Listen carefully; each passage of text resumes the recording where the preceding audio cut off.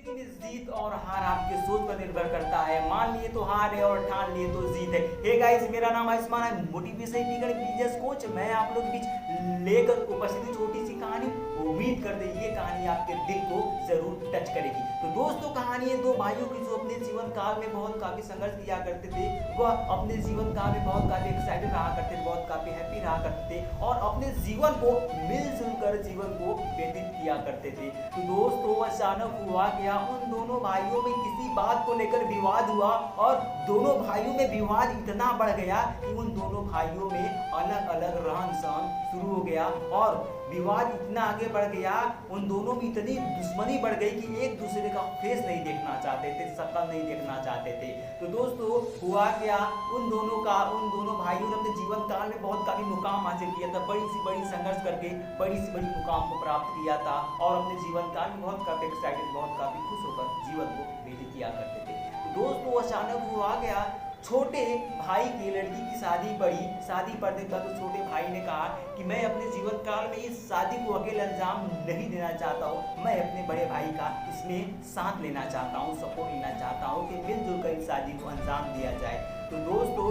हुआ गया, उस छोटे भाई ने अपने बड़े भाई के पास गए और अपने बड़े भाई के कदमों में गिरकर रोने लगा। कहा, भाई हमसे बहुत बड़ी गलती हो गई है, गलती हमारी है, आप बड़े हैं, आपकी गलती नहीं माना जाएगा, गलती मेरी है और मुझे माफ कर दीजिएगा और अपने जीवन काल में जैसे हम लोग जी रहे थे वैसे ही जीते हैं और हमारी लड़की की शादी है, चलो मिलजुल कर शादी को अंजाम देते हैं और जो हुआ उसे भूल जाते हैं। तब उस बड़े भाई ने बहुत काफी गर्व से उसे इनकार कर दिया और कहा, मेरी आंखों के सामने से तुम दफा हो जाओ, मैं तुम्हारा शक्ल तक नहीं देखना चाहता हूँ और तुम आज के बाद मेरे पास आना मत। इतना कहने के बाद वह बड़े भाई ने अपने छोटे भाई को घर से निकाल दिया। तब उस छोटे भाई ने बहुत काफी उदास होकर, बहुत काफी परेशान, निराश होकर अपने घर के लिए प्रस्थान किया।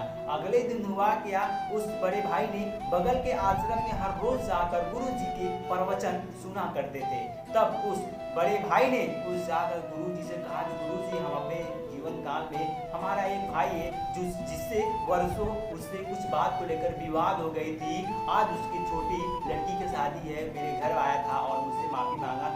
मैंने उससे इनकार कर दिया और मैंने उसे माफ नहीं किया। तब उस गुरु जी ने इस सब बात सुनने के बाद उस गुरु जी ने कहा कि कल मैंने तुम्हें प्रवचन सुनाया था, जो प्रवचन दिया था वो प्रवचन मुझे अभी सुनाओ। तब उस बड़े भाई ने कहा कि गुरु जी, आपने तो कल जो प्रवचन सुनाया था मुझे याद तो नहीं है, कुछ याद नहीं आ रहा, आप कल क्या बताया थे, सुने तो जरूर थे लेकिन कुछ याद नहीं आ रहा है गुरु जी। तब उस गुरु जी ने उसे बहुत काफी डांटते हुए कहा कि यहाँ से तुम तुरंत इस आश्रम से निकल जाओ और आज के बाद इस आश्रम में आना मत।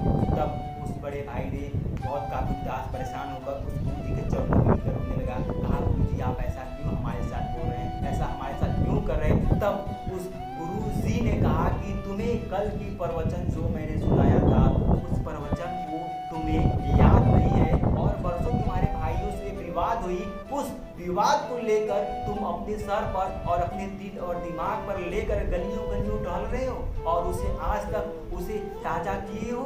बरसों तक जो कुछ हुआ उसे आज भी लेकर रो रहे हो और कल हमने जो प्रवचन बताया तुम्हें याद ही नहीं है। तब उस बड़े भाई ने बहुत काफी दुख होकर गुरु जी के चरणों की तरफ रोने लगा। कहा, गुरु जी, मैं आपकी बातों को मैं समझ गया और वह तुरंत वहां से फौरन ही जो जाकर उस छोटे भाई से गले लगकर रोने लगा। कहा, भाई, हमसे बहुत बड़ी गलती हो गई और आज से हम और आप अपने जीवन काल में मिलजुल कर अपने जीवन को व्यतीत करते हैं और चलो मिलजुल कर लड़की की शादी को अंजाम देते हैं। तो दोस्तों, उन दोनों ने अपने जीवन काल में एकता हो गई और दोनों ने मिलकर अपने लड़की की हंसी खुशी से शादी को अंजाम दिया और अपने जीवन को मिलजुल कर जीने के लिए वो लोग ऑलरेडी तैयार हो गए। तो दोस्तों, ये कहानी हमें सिखाती है कि हमारे और आपके जीवन में भी कुछ ऐसे विवाद होते हैं जो छोटी छोटी बात को लेकर बरसों तक उसे दिल और दिमाग पर ढोते हैं और उसे एक मिसाल की तरह अपने दिल और दिमाग में बराबर जलने देते हैं, जिसकी वजह से हमारे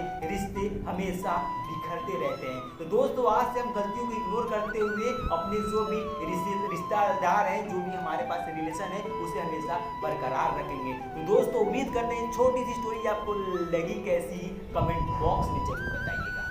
जय हिंद।